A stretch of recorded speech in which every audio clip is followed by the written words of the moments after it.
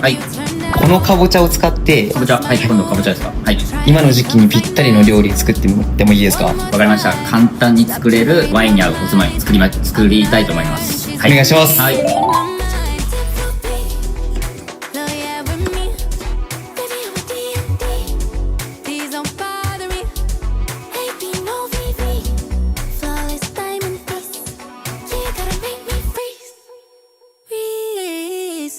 That you gotta put in Chanel, put in Chanel. You say love me, you put me Chanel. You say love me, you put me Chanel. かぼちゃホクホクで美味しいのと、このマヨネーズでこうかなりコーティングされてる感じなんで、まろやかになって、でこう食感のアクセントで、ナッツとドライフルーツのフルーティーな感じが、白ワインとかスパークリングに合わせるの非常にいいんじゃないかなと思います。ぜひ作ってみてください。Don't chase me.